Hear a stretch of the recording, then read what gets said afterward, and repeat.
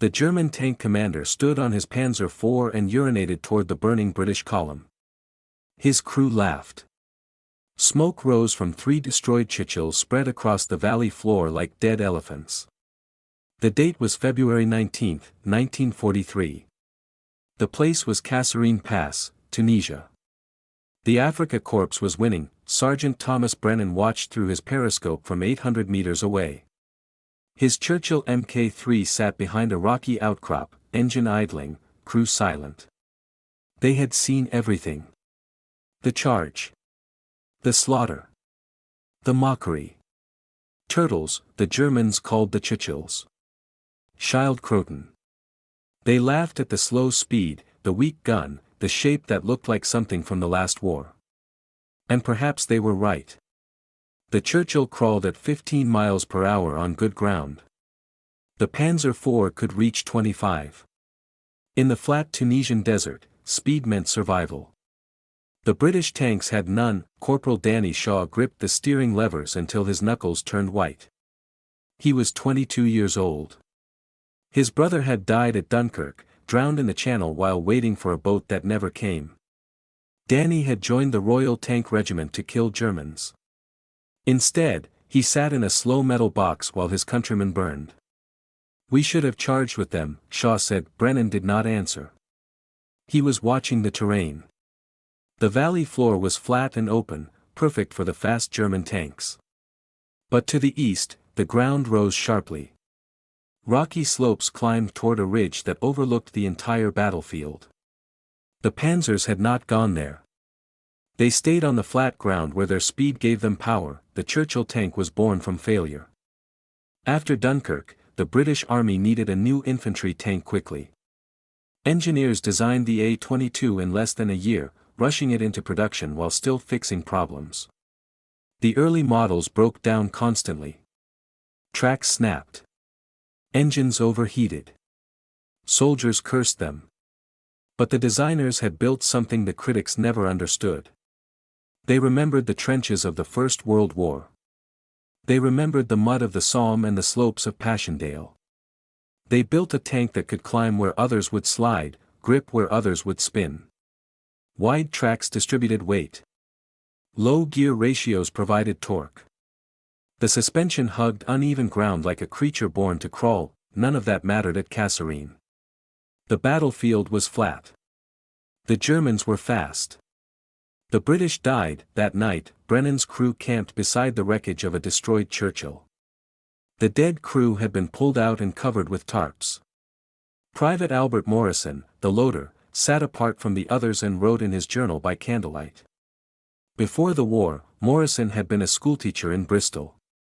He taught history to boys who were now soldiers. He wrote letters to students he would never see again. Shaw approached Brennan with anger in his eyes. "We ran while our mates died." Brennan looked at the young man. He understood the rage. He had felt it himself in 1940 when the Germans rolled through France and the world seemed to end. But rage made men stupid. Rage made men charge into machine guns and call it courage. "We survived," Brennan said. "Survival is not victory." "No. But dead men win nothing." Shaw spat on the ground and walked away. Brennan did not blame him. He returned to studying the hills. The Afrika Korps had pushed through Kasserine Pass and threatened to split the Allied forces in Tunisia. American troops, green and untested, had broken under the German assault. The situation was desperate. But Brennan had noticed something during the battle. The German tanks moved like wolves on the hunt, fast and deadly. Yet they never left the flat ground. When the terrain rose, they stopped. Their transmissions could not handle the strain. Their narrow tracks lost traction on loose rock. The Churchill could go where the Panzers could not. 3 days later, a British reconnaissance officer arrived with new intelligence. A German supply depot sat hidden behind a ridge 12 kilometers to the northeast. Fuel for the Afrika Korps. Ammunition for the offensive. The depot kept Rommel's tanks running. Without it, the German advance would stall. The problem was simple. The ridge was impassable. No road. No path. 40-degree slopes of loose rock and ancient stone. No tank had ever crossed it. Impossible, the officer said. We need aircraft, but we have none to spare. Brennan studied the map. He traced the contour lines with his finger. He thought about the men who had designed his tank, the men who remembered the trenches, the men who built a machine for climbing. My Churchill can make that crossing, he said. The officer laughed. That slow beast. The Germans would see you coming from 10 kilometers away. Not if I go over the ridge. Not if I come from a direction they think is impossible. The laughter stopped. The officer looked at Brennan's face and saw something that worried him. Certainty. The quiet certainty of a man who understood his machine better than the men who mocked it. You will die on that slope, the officer said. Brennan thought of the burning Churchills. The mockery. The urinating German. Perhaps, he said. But I will die climbing. The rocks screamed beneath 38 tons of British steel. Sergeant Brennan felt the vibration through his boots, through his spine, through his teeth. The Churchill tilted backward at an angle that made gravity feel like a living enemy pulling them toward death. Below, the desert floor waited to receive their bodies. 3 tanks had started the climb. Only one remained, the first Churchill through a track within the first kilometer. The crew scrambled out as the tank slid backward, metal shrieking against stone until it wedged itself between 2 boulders. They would walk back to friendly lines. The second Churchill made it further before its engine seized on a 40-degree slope. Overheated. Dead. The crew abandoned it and joined the retreat. Only patience continued. Brennan had named his tank after his mother's favorite word. She had been a miner's wife in Wales, waiting every day for a husband who might not come home. Patience was not weakness. Patience was strength that outlasted everything else. Danny Shaw drove with his jaw locked tight and his hand steady on the levers. The transmission groaned.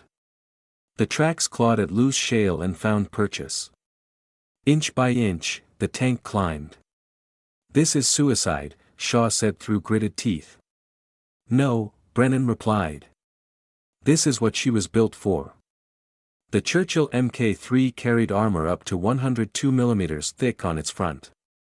The designers had sacrificed speed for protection and climbing ability. The tank used a Bedford twin-six engine that produced 350 horsepower, modest compared to German machines, but geared for torque rather than velocity.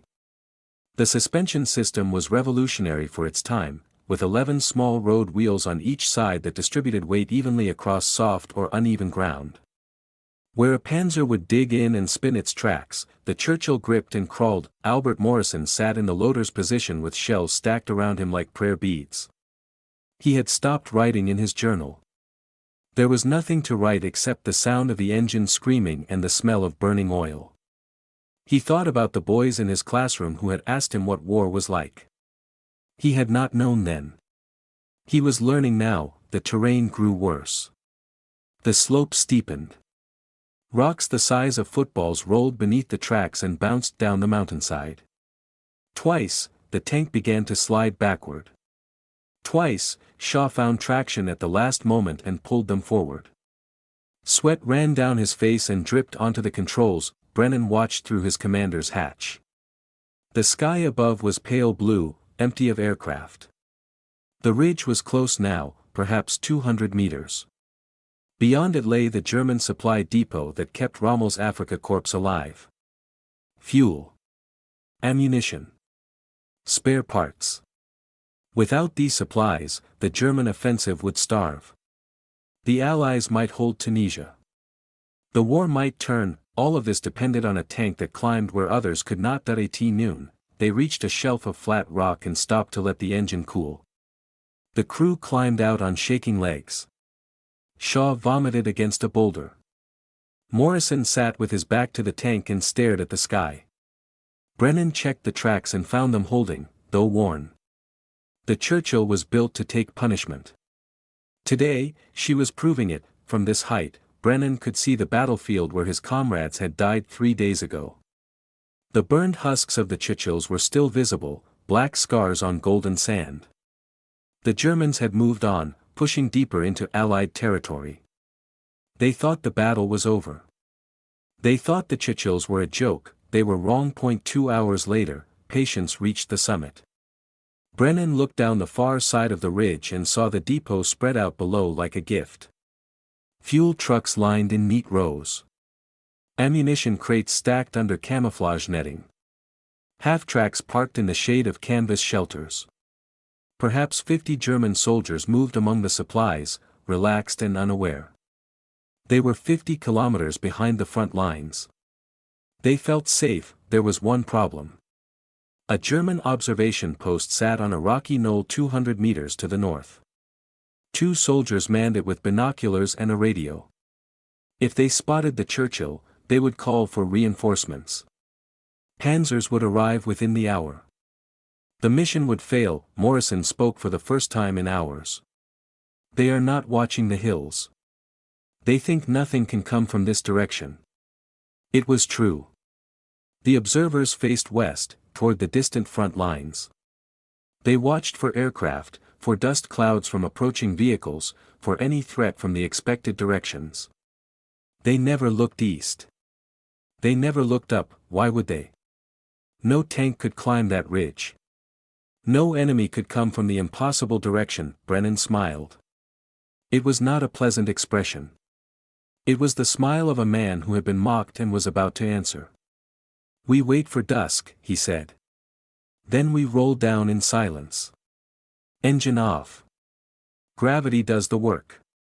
By the time they hear us, we will be among them." Shaw looked at the slope below. Steep. Rocky. Dangerous.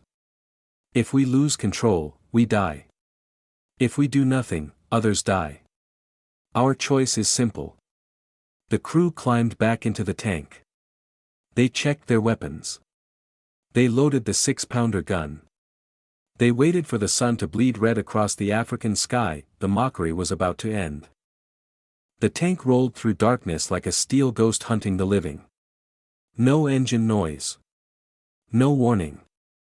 Just the soft crunch of stone beneath 38 tons of vengeance, and the sound of German soldiers laughing around their cooking fires, unaware that death was descending from the impossible hills. Shaw steered by touch and instinct. His hands moved the levers in tiny adjustments, feeling the slope through the machine, keeping Patience aligned on the narrow path between boulders. One mistake would send them tumbling. One wrong turn would announce their presence with the thunder of crashing metal. He did not make mistakes. Brennan stood in the commander's hatch with his head barely above the armor. The wind carried the smell of cooking food and diesel fuel. German voices drifted up from the depot below. Someone was playing a harmonica, a sad melody that reminded Brennan of home. He pushed the memory away. There was no room for sentiment in what was coming. The sun had set 20 minutes ago. The western sky still held a ribbon of orange light, but shadows owned the eastern slope. The observation post had changed shifts. Fresh soldiers sat with their backs to the ridge, watching the wrong direction, waiting for threats that would never come from the west. Patience reached the depot's edge at the moment the harmonica stopped. Brennan whispered the order. "Start her up." Shaw pressed the ignition. The Bedford engine roared to life. Morrison slammed a shell into the 6-pounder breech. The gunner, a quiet boy named Peter who had never fired the main gun in combat, aimed at the nearest fuel truck and pulled the trigger. The explosion lit the night like a second sun. German soldiers scattered. Some ran for weapons. Some ran for cover. Some simply ran, their minds refusing to process a British tank appearing from the hills behind them. The depot erupted in chaos. Shouting. Screaming. The crack of rifle fire against armor that ignored small arms like rain on stone. Brennan gave targets. Peter fired. Morrison loaded. Shaw drove Patience through the camp like a bull through a china shop. Fuel trucks exploded in chains of fire. Ammunition crates detonated with thunderclaps that shook the ground. Half-tracks died under the 6-pounder shells, their thin armor no match for British steel. the Churchill tank carried the Ordnance QF 6-pounder gun, a weapon that had replaced the inadequate 2-pounder earlier in the war. It could penetrate 74 millimeters of armor at 500 meters, enough to kill most German vehicles from the side or rear. Against unarmored trucks and supply crates, it was devastating. Each shot created a new inferno, but the Germans were not helpless. They were Afrika Korps veterans, Rommel's elite. Within 3 minutes, they organized a defense. Machine gun fire raked patients from multiple angles. Bullets sparked against the hull. A grenade bounced off the turret and exploded harmlessly in the sand. Then the Panzer arrived. It came from the northern road, a Panzer III that had been stationed as a guard for the depot. Fast. Deadly. Its 50mm gun could penetrate Churchill armor at close range if it found a weak spot. The German commander had heard the explosions and raced toward the sound. The Panzer fired first. The shell struck patients on the front glassy plate with a sound like God's hammer hitting an anvil. The impact threw Morrison against the ammunition rack. Shaw screamed. Brennan's ears rang with pain, but the armor held .102mm of steel stood between the crew and death. The Churchill's designers had built a tank for survival, not speed. They had armored it against exactly this kind of attack. The Panzer shell flattened against the plate and fell away, leaving only a bright scar on dark metal. Brennan thought of the Germans mocking his tank. Slow and useless. He smiled through bleeding lips. Return fire. Peter swung the turret. Morrison loaded with shaking hands. The 6-pounder spoke. The shell caught the Panzer III in the side, where the armor was thin. It punched through and detonated inside. The German tank shuddered once and began to burn. The crew did not escape victory. But victory has teeth that bite. The winner too. A German anti-tank gun hidden behind a supply tent fired at patients from 60 meters. The crew had not seen it in the chaos. The shell struck the rear of the tank, where the armor was weakest, and tore through metal into flesh. Peter died instantly. The shell fragment took his head before he knew he was hit.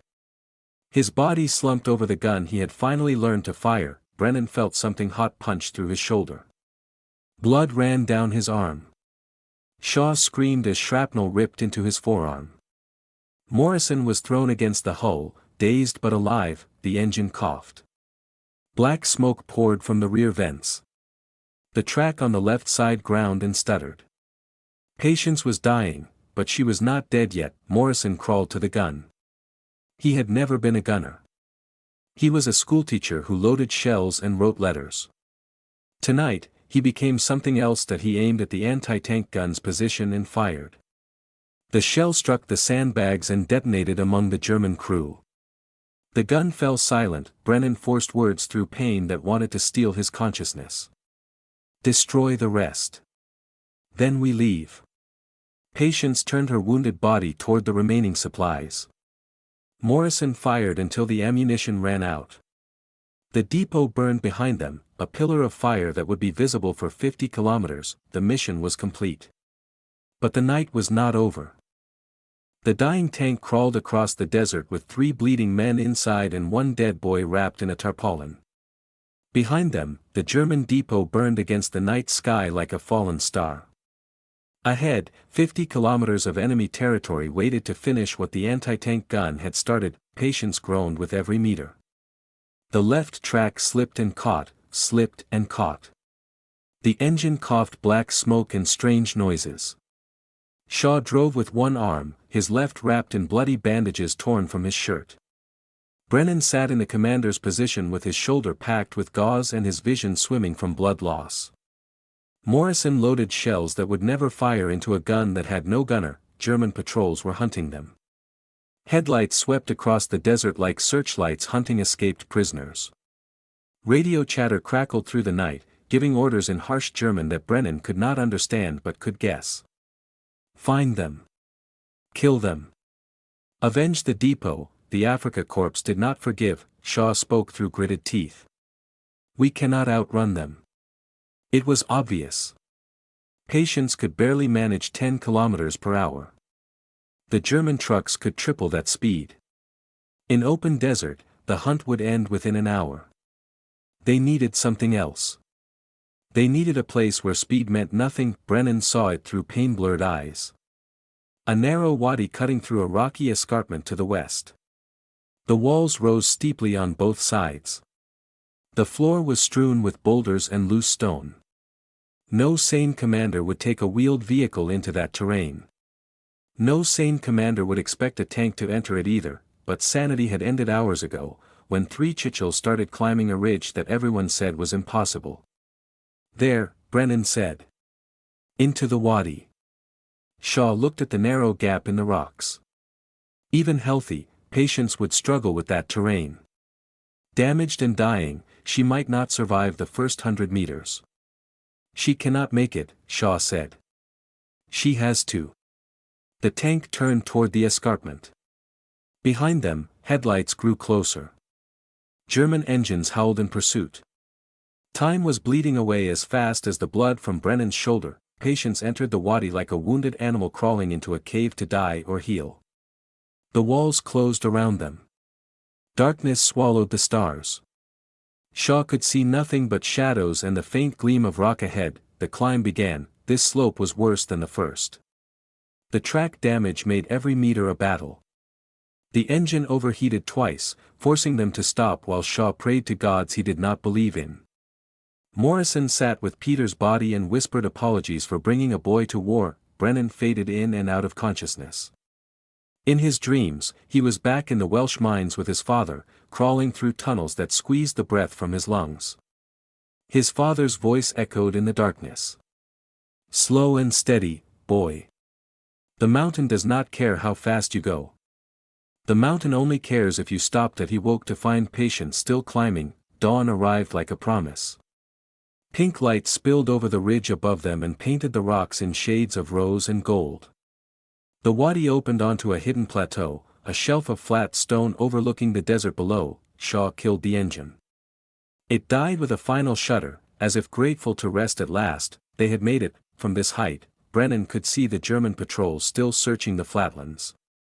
Trucks drove back and forth, raising dust clouds that caught the morning light. They never looked up. They never imagined that a British tank could reach this place. The Churchill tank served with the British Army until 1952. It fought in North Africa, Italy, and Northwest Europe. It scaled the cliffs of Normandy on D-Day, when specialized variants called AVREs destroyed German fortifications. It climbed the mountains of the Gothic Line when faster tanks became stuck in Italian mud. Soldiers who rode inside learned what the Germans never understood. Speed was not strength.